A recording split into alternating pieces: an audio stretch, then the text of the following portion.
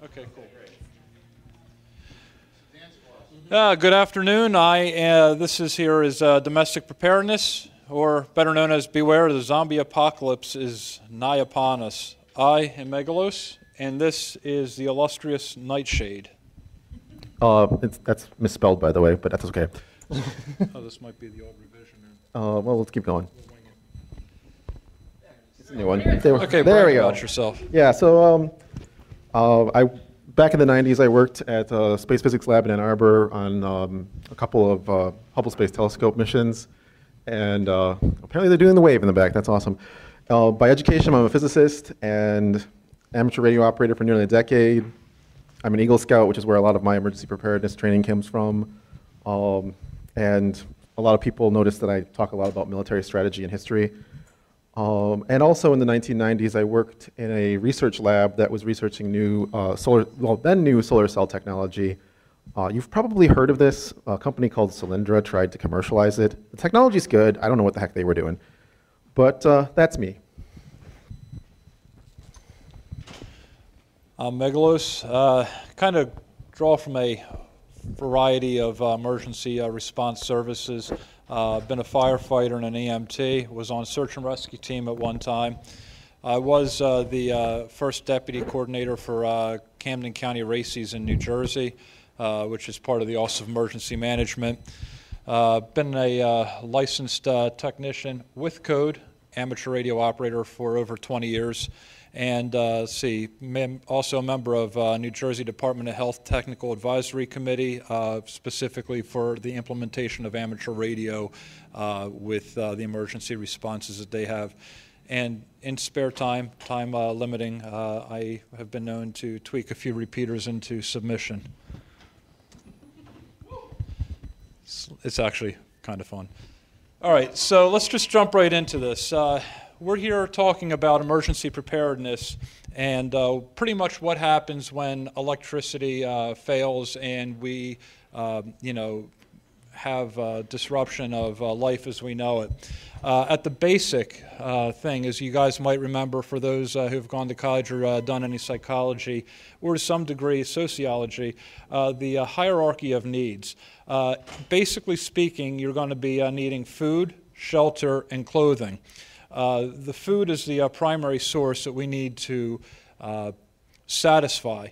We need to be fed, and this also includes hydration with water. We'll be getting into some interesting methods of hydrating later on, and possible sources of clean, potable drinking water, as well as shelter and clothing. Now, shelter, for the most part, is not going to be one of our concerns because we live in it. Our houses suffice, obviously, quite nicely for it.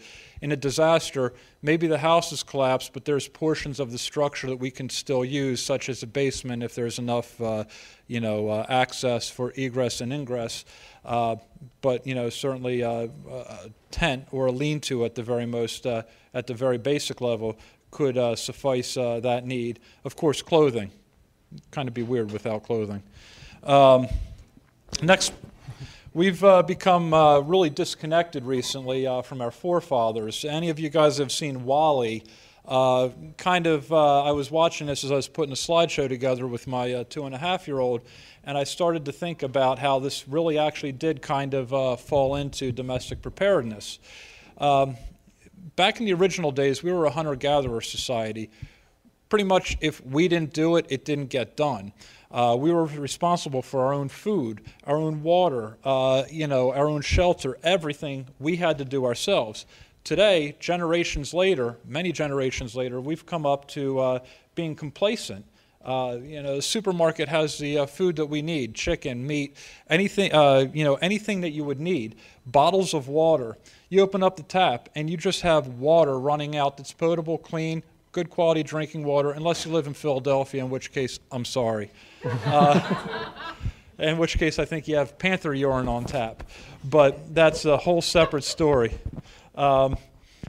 pretty much we forgot how to survive as a society, and this is pretty much the idea of the talk here.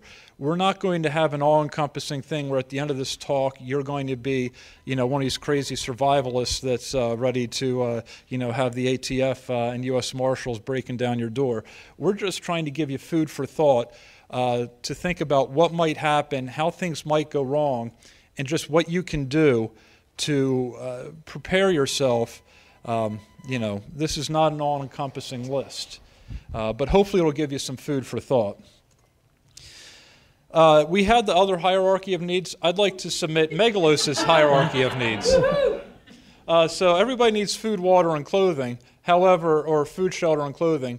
We, as I use the term technologically advanced, or the affectionately known hackers, term, or nerds, we have more advanced needs. We need security, electricity, and communications. For most part, we like things that go boom. Security. We'll touch on that later. All of our cool stuff usually runs on electricity, and we'll get into exactly what kind of electricity and what to look for. And, of course, communications, because, what good is it if you learn about something, learn about a lock exploit, for instance, or learn about that new hack, if we can't tweet it out or communicate it to others, or in the case of a disaster, we're going to be worried about health and welfare. Hey, Mom, Dad, I'm okay, or, hey, I need resources. My house just got pretty much blown off the face of the map by a hurricane, earthquake, what have you. I need shelter, I need clothing, I need all these items. Communications is going to pose a vital role. Typically, internet and telephone, and when all else fails, radio. I believe later on in the slides we'll be talking more about these specific items. If not, we'll get it in the cleanup section. Security. I like to generally look at this as two specific broad categories, passive and active.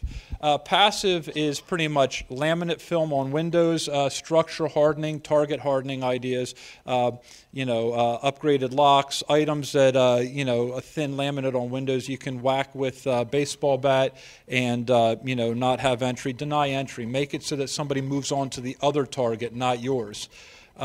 Steel bars on the window is a little bit excessive. You don't want to live in a prison, but you kind of want to balance the two. So that's kind of an art in itself.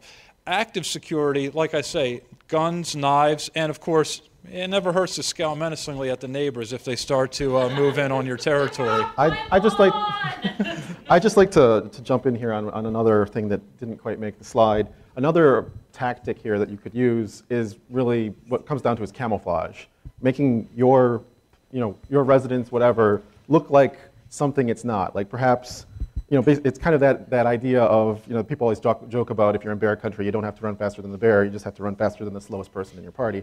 So if you don't look like you have stuff, and you do have stuff, people who are looking to loot or whatever, or whatever the problem may be, are just going to pass you by. And it's an easy way to avoid having to use guns and knives and scowling menacingly and all that stuff. But it is fun to scowl. All right, so electricity. We got a lot of cool toys. We would need to power them, and we need to have a specific type of power for it. What are the general ideas that we need for electricity? Well, before we even get to that, we need to calculate, for the next slide we're going to be talking about generators, we need to calculate how much electricity we're going to need. So you should make a list really of all the items in your house that draw power and what you would actually need immediately and what you can do without. Once you've determined that, some ideas here, the refrigerator and deep freezer. Hey, if we have a means of generating electricity, we don't have to keep them on all the time, constantly running, but you can cycle them on and off a few times a day, and that would help you balance your load out, okay, your electrical load. So, maybe you don't need to go out and buy that dry ice or have the packed ice in the refrigerator and freezer, but this will keep your food good so you can, use it later on.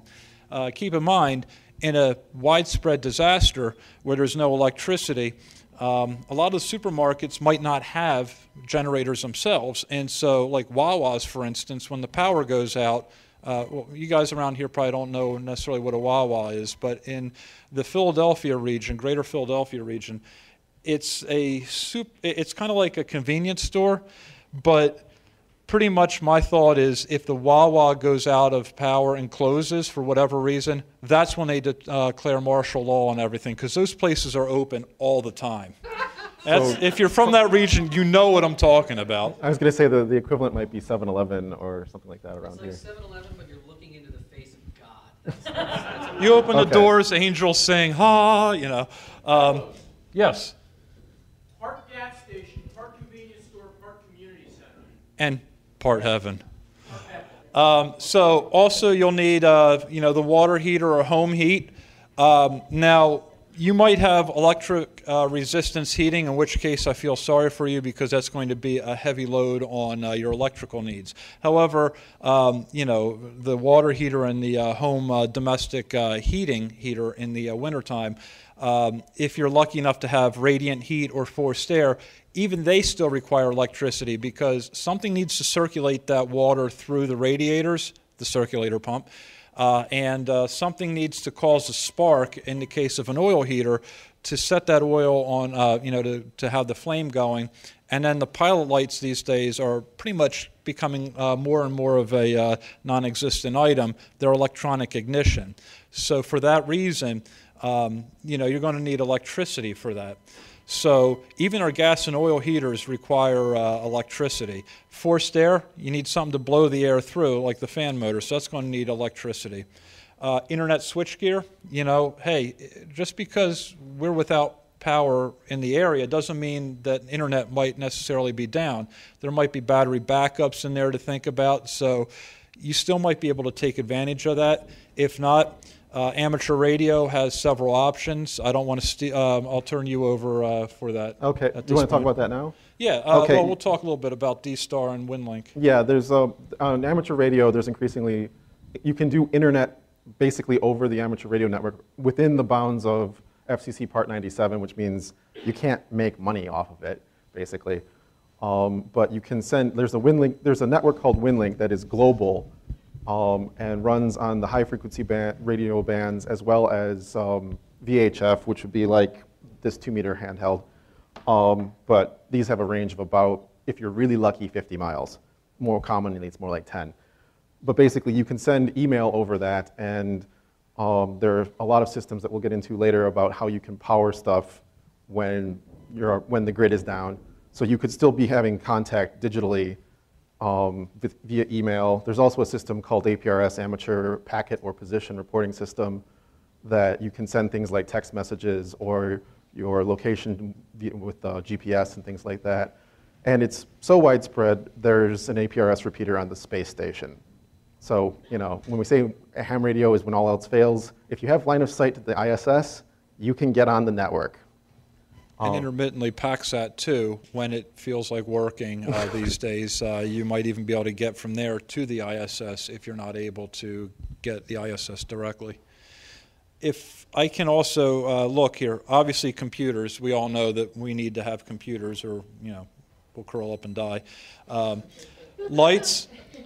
Lights, you need to see what's going on in your house. There are a lot of really nice replacement bulbs like LEDs that screw into the regular standard light socket, and even better than those junky, toxic compact fluorescent lights, they are LED that put off a nice pure white light, which is actually quite pleasant.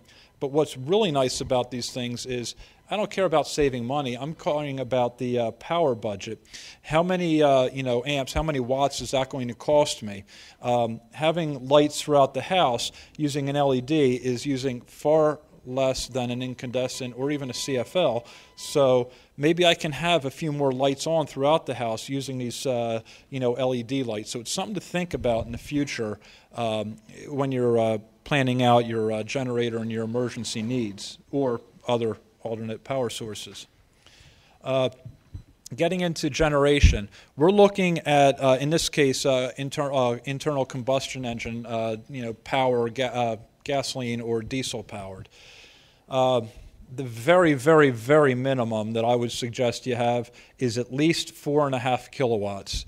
I actually have a 4.5 kilowatt generator and have found that I can cycle the oil heater on and off in the house, have several incandescent bulbs on, cycle the refrigerators on and off intermittently with the oil heater, even brew a pot of coffee and have 2 televisions on. So it's enough that bare bones, we could get by. The generator needs to have 220 volts output.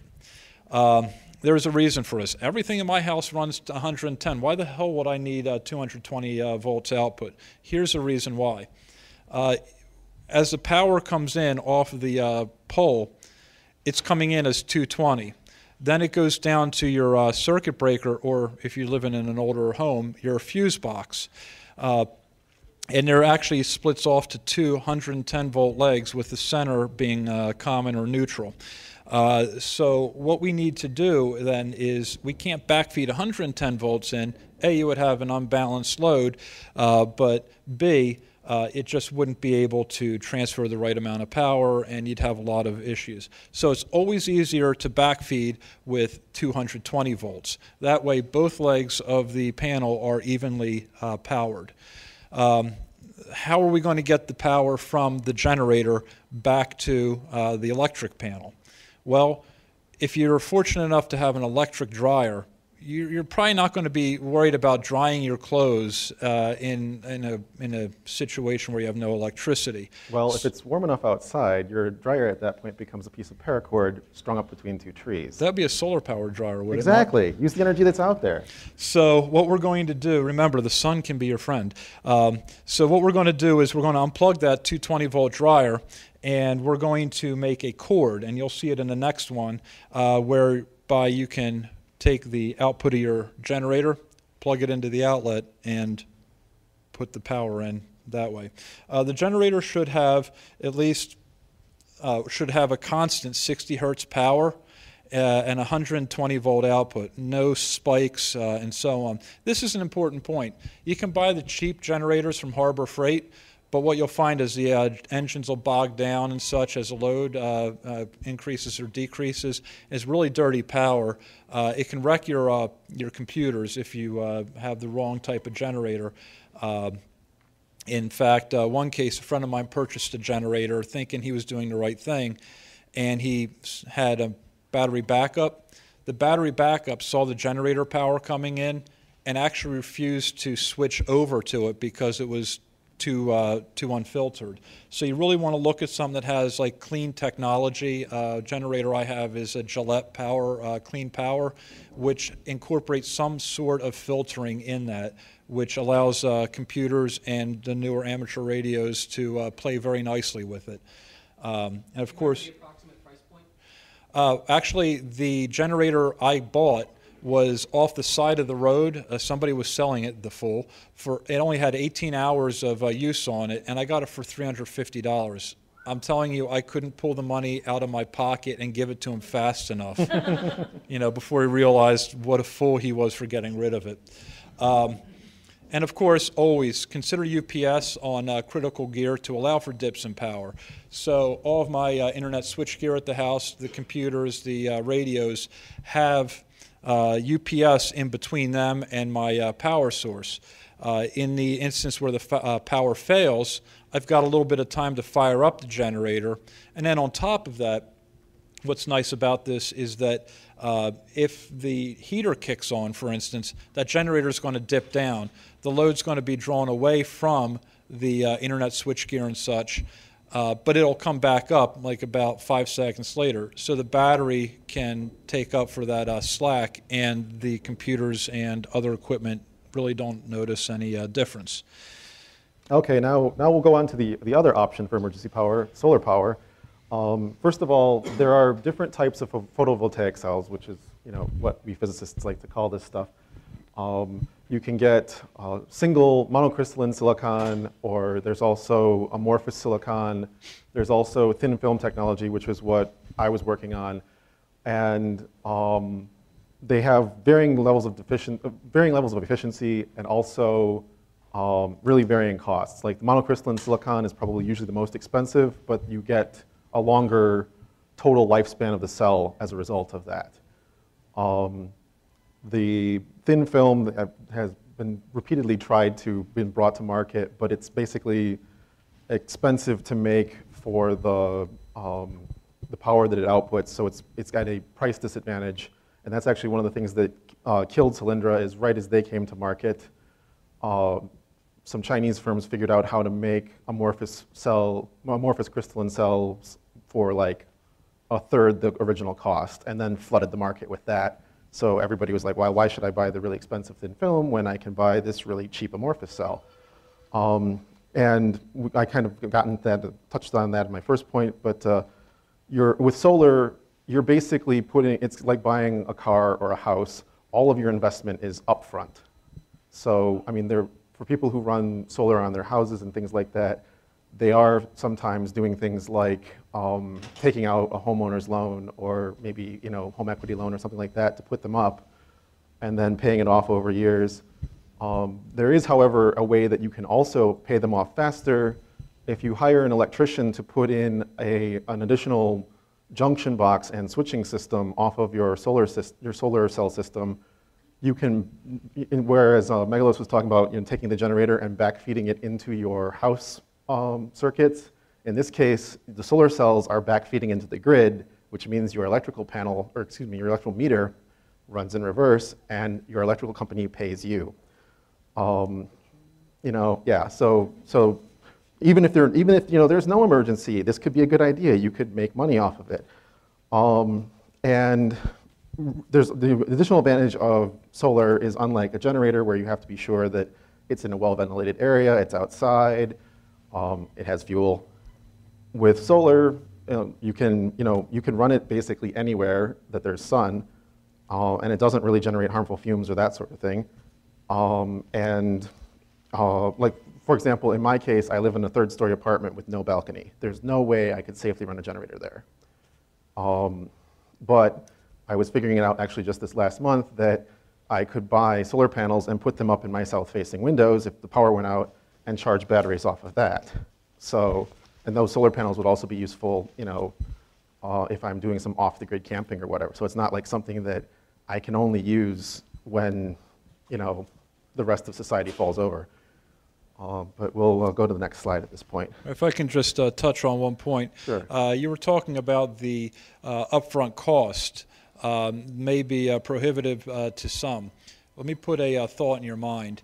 When you are without power, be it you choose to go with the solar panels or a generator or other means, whatever the cost is, if you're without power for an extended period of time, how much would you have paid then to have had the access? So you think about it, it's like insurance. You pay an arm and a leg sometimes, and you hope never to use it, but if you do have to use it, you're thankful to hell that you got it. Just wanted to put that point out there to think about. Backfeeding the panel. All right, well, first of all, like he was saying, before we even get to this, if you have a generator, obviously you wouldn't sit in a car and decide to run your car in the garage, unless, of course, you wanted to cancel your subscription to Life. You also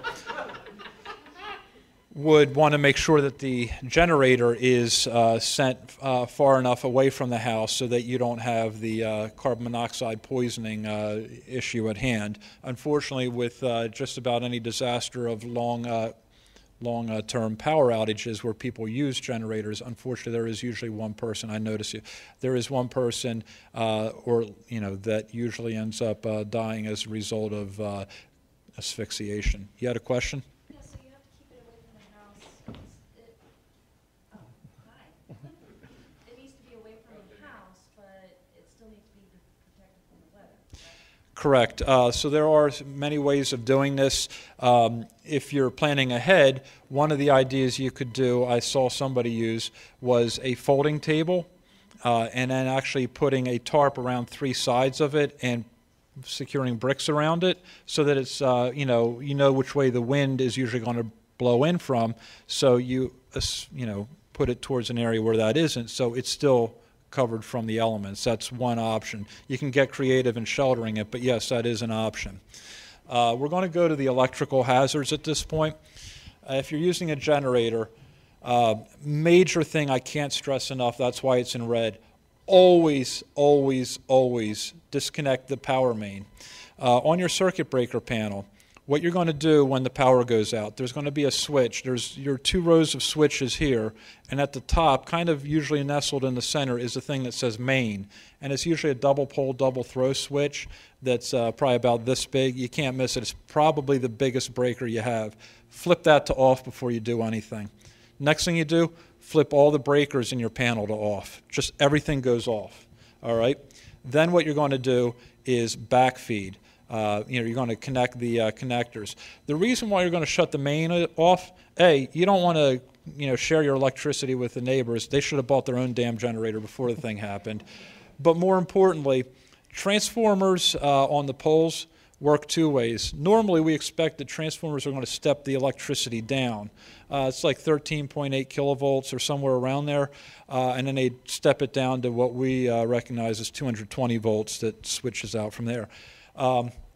It can work in reverse briefly, where your 220 volts then gets stepped up to 13.8 kilovolts or whatever it is going down your street, and to the unsuspecting lineman that is picking up a cable that he expects doesn't have any current, now suddenly you're the asshole because you're trying to prepare, trying to do the right thing, but stupid you forgot to switch your main off and you just killed the guy. So seriously, disconnect that main if you're going to do this. You need to use a suitable cable, unless you like the idea of your house being in ashes. So make sure that it's you're probably going to be drawing around 35 to 40 amps, maybe more depending on the size of your generator. Make sure that you have suitable wire. The background here is a cable that I made up. This is 10-3 wire. It's 50 feet of it, and that allows me to put it about 20 feet away from the house, maybe 30 feet away from the house, so I don't have to worry about the asphyxiation. And it's 10-gauge wire, so that's strong enough for what I need. You need, as I said, shut off all circuits immediately. Now, here's the thing. With the breakers, you want to turn them on one at a time, so you're putting a load on that's not one constant draw. Just turn the breakers on that you need, okay, so it's not so hard on the generator. The refrigerators you can keep off for a while. When you need to turn them on, maybe shut the heater off and just cycle the refrigerators and deep freezer on and off as you need to. Maybe 3 times a day should be sufficient. Mileage may vary depending on the opening of the doors and such, how many times you open that. But like I say, you can cycle that on and off to help out with the balancing of the loads. Communications. So this talk isn't completely about disruption of electrical service, it's utilities in general. In the case of a localized earthquake that we had in New Jersey, about 2 years ago now, everybody and their mother got on the phone. You're going to touch on another more recent issue, but the public safety telephone network, or I'm sorry, public switch telephone network. You want me to reference that after you're done just now? Or? Sure. You want to reference that now? Oh, yeah.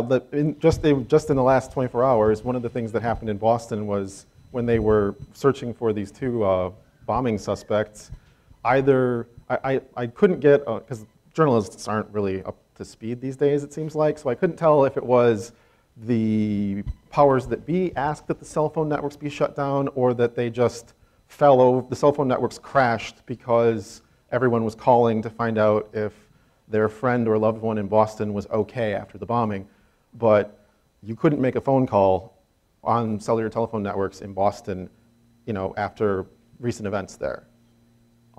So, the thing that we usually think of as our main communication device was inoperable. And those cell phones, as well as to another extent, the switch telephone network, Twisted Pair, possibly FiOS internet or FiOS telephone service. there's only so much capacity to route telephone calls through the telephone network. If everybody's using the using that telephone network, there's going to be times where you can't complete your call. So in a case like that, a SIP phone may possibly be a good alternative because you're using the internet to route your call for the most part. Through the help of, I'll give a shout out to Barbecue Sauce over there, we've structured the phones in my house. We have a few SIP phones. The point of presence for it is out in California. I'm thinking the whole likelihood of something affecting the whole continent is probably going to be less likely. So if I have a point of presence out there, people may be able to call in and I can still get a phone call on SIP. So that's one thing to consider. These are all devices in communications you're going to need to power. Gesundheit, sir. You're going to need to power your cable modem and FiOS optical network terminal if you have FiOS, or the cable modem if you have cable or whatever. You're going to need to power that. You're going to need to power all the routers and switches. And of course, you need to power your amateur radio and GMRS. I would put that as a priority. Amateur radio, as we talked about earlier, is really anything. It's video, it's audio, it's data, Morse code at its most boiled down form of communication. It's a Swiss Army knife of communications, really. GMRS is nice. I'll put a plug in for that. It allows for two-way radio use with repeaters, and one license covers the whole household. I've got a GMRS license. We've got a nice repeater in the area. I've got spare repeaters sitting around. If need be, we can redeploy. And what that would allow is, my wife now is licensed because GMRS, unlike ham radio or amateur radio, one license covers the whole household.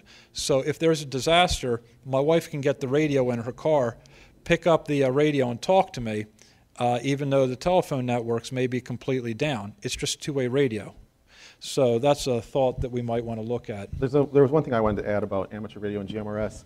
I have seen some emergency communication plans that for amateurs to basically be like the mid-range communication on 2 meters, like around the metropolitan area, and then to run FRS radio or GMRS radio information nets for like the local neighborhood at the block level, because so many people are buying these FRS radios these days because they walk into the local big box store and see the packaging that says that you can, it has a range of 36 miles or 50 miles. And I'm like, yeah, on a good day between two mountains 36 miles apart, you might get that. But they only transmit at 100 milliwatts. So really, you're looking at, in usual use, maybe a range of, quarter of a mile, 2 or 3 city blocks, something like that.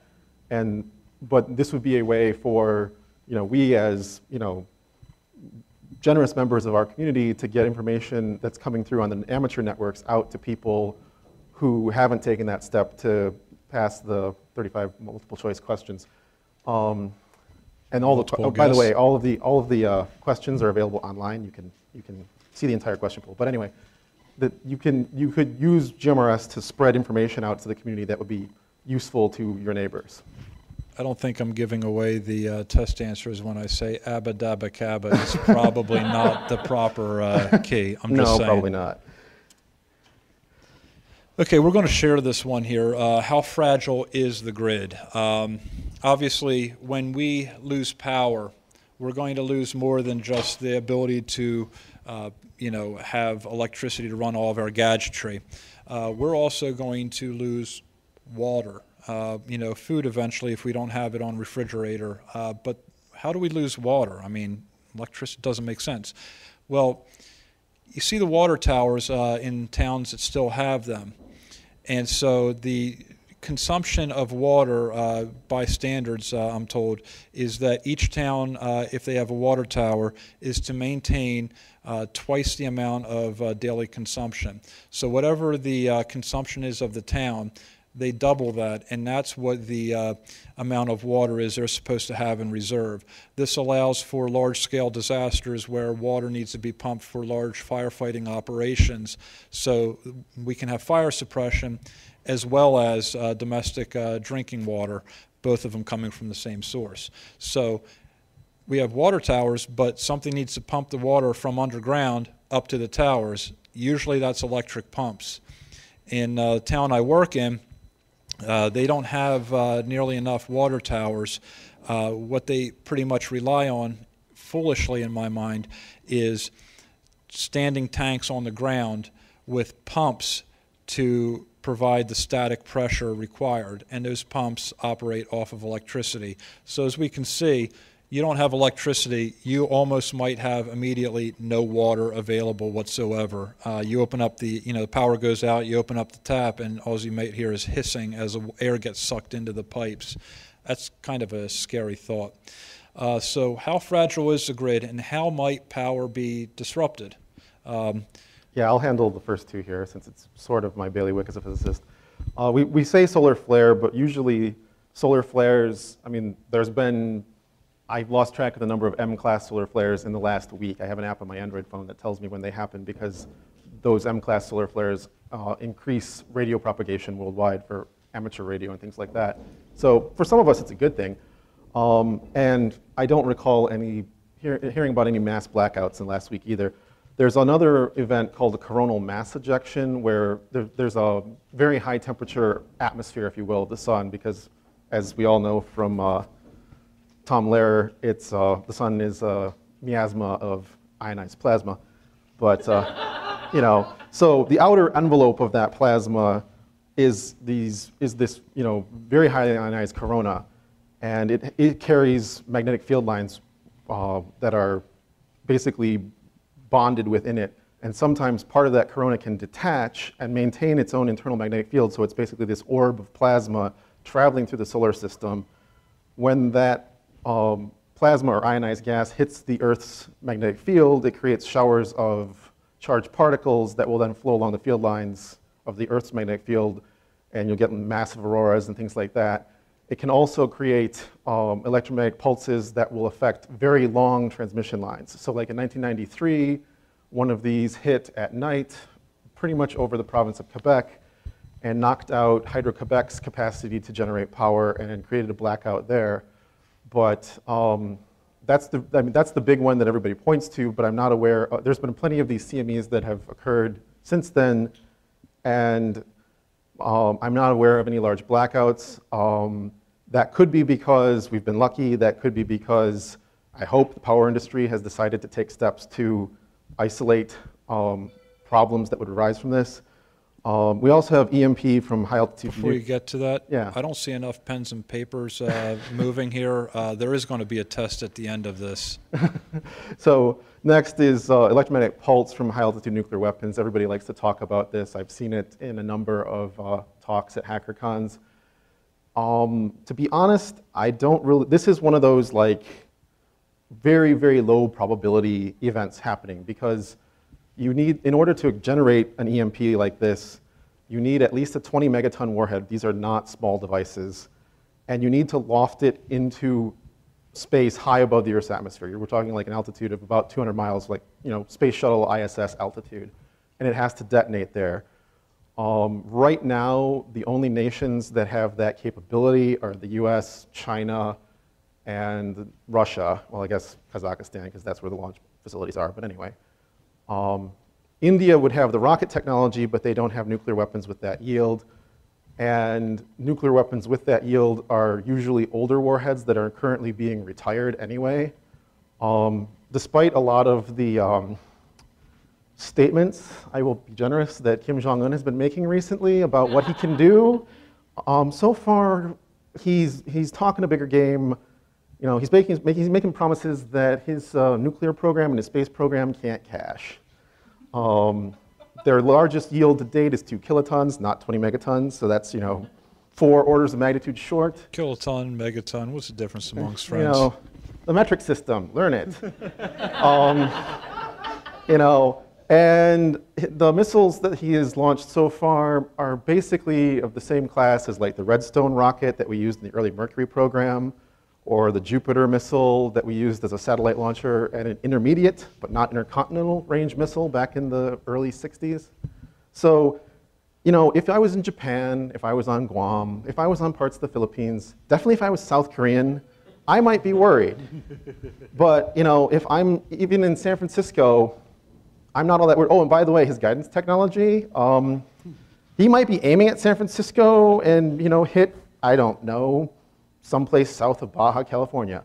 Yeah, they haven't demonstrated this technology, so I'm not really worried about that. However, a tree limb falling on a power line, as we will see soon, can cause major problems. One final thought. When was the last time you bought anything from North Korea that actually worked? Just saying. Trees falling on power lines is another issue. Maybe it doesn't take out the whole grid because they keep them pretty well trimmed, but what do you care if you're without power and the problem's at the grid or at an area to a local substation that's causing outage to your area? Take a look when you go out and about after the con, and some of your neighborhoods have trees, have the power lines above ground. Take a look at how poorly maintained some areas are, and just think to yourself, gee, what would happen if that tree got hit by a high gust of wind? Could that power line be taken out? Where does that power line go to after it, from that point where the break might be? How many people might be affected? It might be something to think about. How are we doing on time? We need to go faster. Okay, good. Hurricane floodings, blizzards, obvious, let your imagination run wild. That can work. Earthquakes, again, kind of self-explanatory.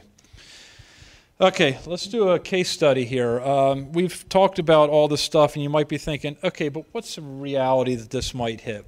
Well, New Orleans, people living there might say pretty good. You have several problems to think about here. Hardened facilities that normally wouldn't be susceptible aren't going to really help when the levee breaks and water is going everywhere. This is an aerial shot of New Orleans after was it Katrina, I think they're calling it now, Katrina and Rita, the 1-2 punch. Radio towers, just from the sheer mass of the winds, could be toppled. The little derecho they had in New Jersey was enough to take a nice, 250-foot tower and just bend it in half. The wind speeds were amazingly destructive. Not to mention, the possible tidal wave, if that should happen, or something of that effect. I've got a sat phone. I should be good, right? I mean, that's not terrestrial. I should be good. Yeah, except for the fact that when it's a major size event, FEMA seizes, or some branch of the federal government seizes pretty much all of the bandwidth that you would use for the sat phone. This actually was case in point. The Department of Health in New Jersey sent some delegates down to New Orleans to help out. And, they open up their sat phones, they go to make a call and realize there's no service because they're on the same team as FEMA, but FEMA's not sharing, so they don't have sat phone signal. This is a bad thing. That's why they reached out to some local hams, such as myself, and are putting in, such options as D-Star and other things, which we'll touch upon later.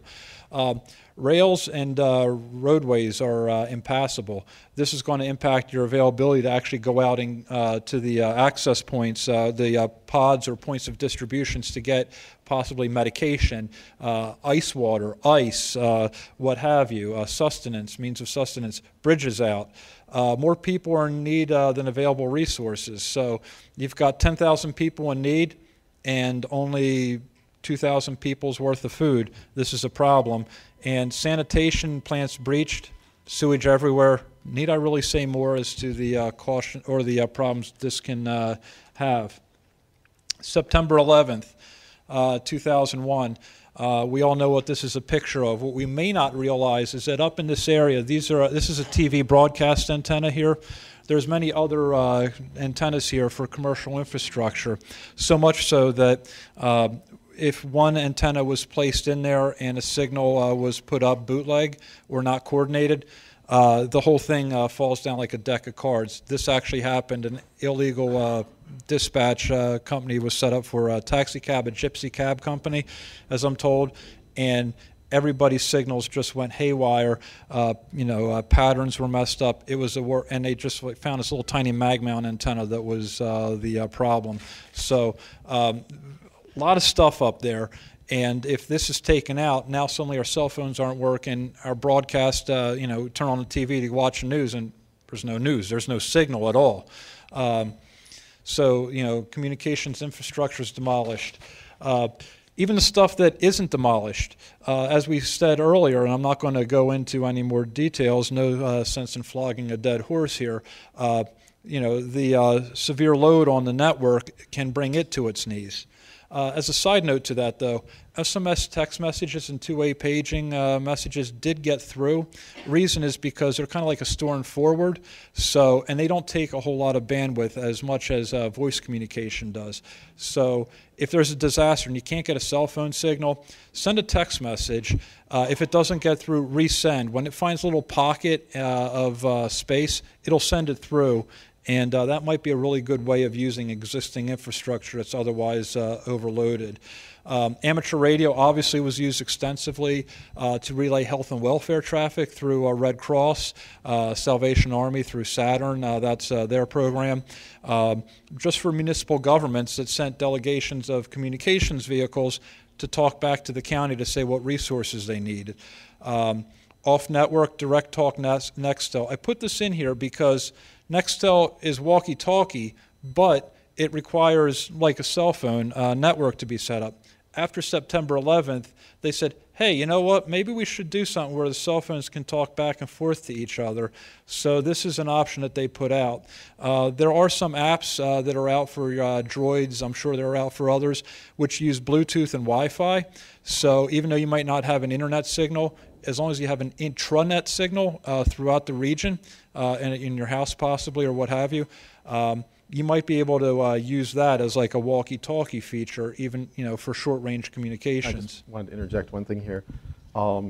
Sprint is shutting down the nationwide Nextel network on June 30th. So if you're looking for a lot of cheap little walkie-talkies using Direct Connect, there's going to be a ton of them on the market after that. Just make sure they feature the off-network capability. They are using a digital spread spectrum, I believe, or something to that degree, and they operate on 900 megahertz, so operate accordingly as far as your range goes. Obviously, nationwide police emergency frequency was extensively used and other such things. Hurricane Sandy. What time is it? We got like 12 minutes. 20? Okay. 12. Oh, 12. Okay. No water, no gasoline, homes flooded, no electricity, fights broke out, looting, vandalism, subway flooded.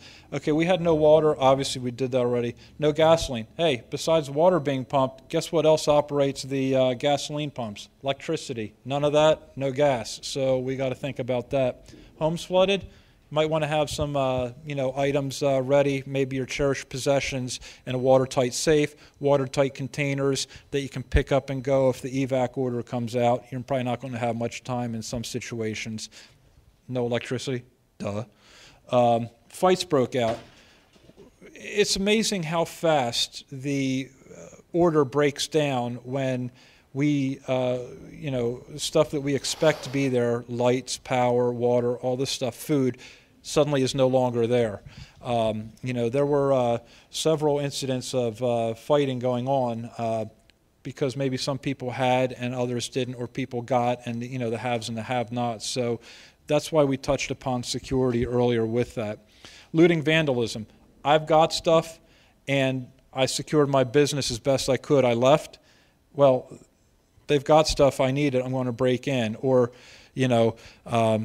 maybe my house, I have the lights on in the block, and people say, hey, that's a source of food, we need it. Running man's going to pull anybody down, that he can. So looting and vandalism is going to happen just for basic survival. We're back to mob mentality at this point. Subways flooded, as some members from New York here can tell you, and there goes your mode of transportation.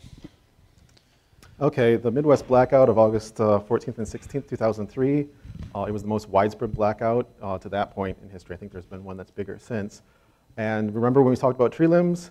The blackout was caused by a combination of a tree limb falling on a long-range, high-voltage transmission cable and a bug in the grid's electrical switching software, such that when that link went down, links around it had power shunted to them, and that caused overvoltage in them, so they went down, and then you got a cascade of all of the transmission lines dropping because the software says that they're out of spec. And as they drop off, the power plants are noticing that they're now producing more power than they should for what's out there.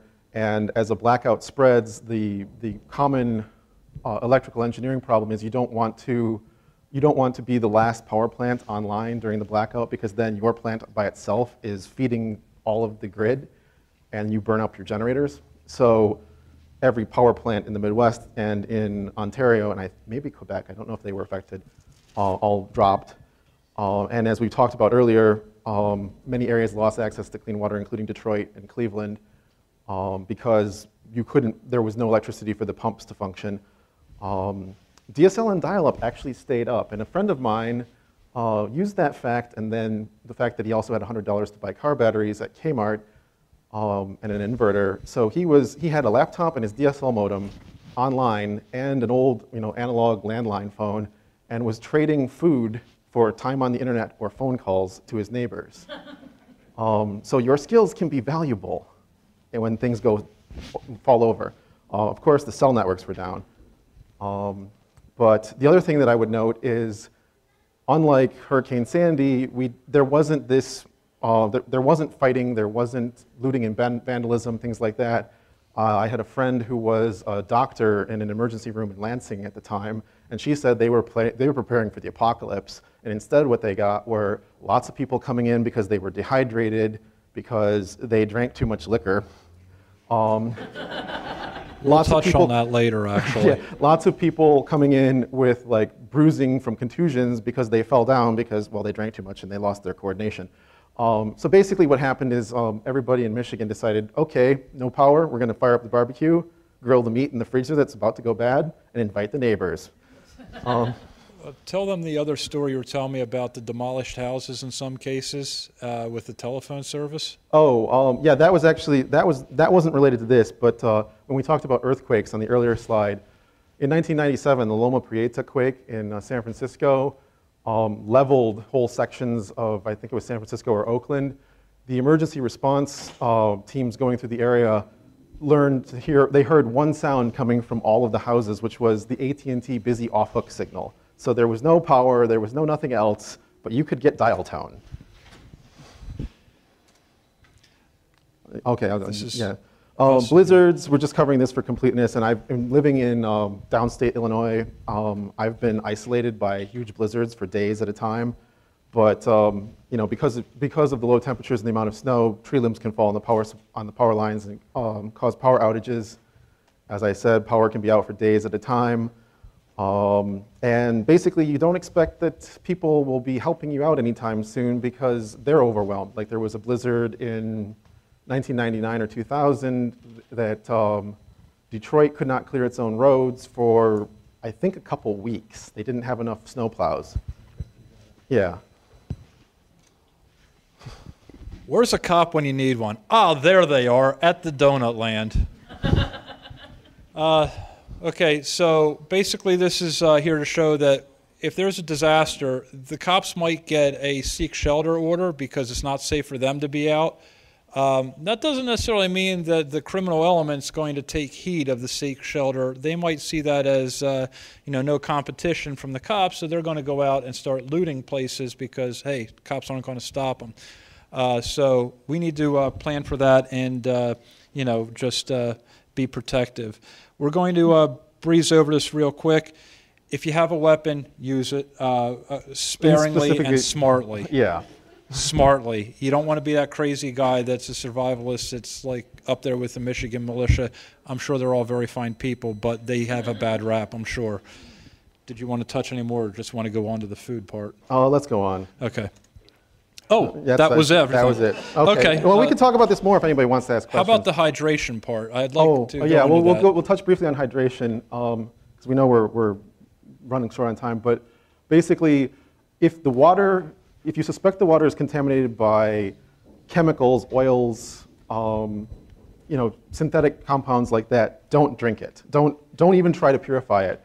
If you think it's contaminated by like bacteria or that sort of thing, boiling is the best method. But really, I would advocate keeping some bottled water or some purified water in sealed containers of some kind. If you have beer, you actually can hydrate off of that in sparing quantities because there's enough water in it to counteract the diuretic effects of the alcohol. As I noted earlier, liquor, on the other hand, is a bad idea. And no, pouring liquor into water does not purify it. It's not going to kill the bacteria. But I think that's everything we've got for right now. Yeah, that's everything. On Megalos, it's Megalos, MEGALOS, at Radio Hackers, RADIOHACKERZ.com, at Megalos134, and the phone number is 347-946-LEAT, that's 1337, 347-946-1337. And I'm Nightshade, and that's nightshade@gmail.com, also at Nightshade on Twitter. That's my Google Voice number there. Some people may notice some interesting numbers in the number there. Yes, I see that. Okay, are there any questions? How are we on time, by the way, timekeeper? You go Okay, with time? questions will be taken upstairs in the breakout room. Which Case one? room. The case room.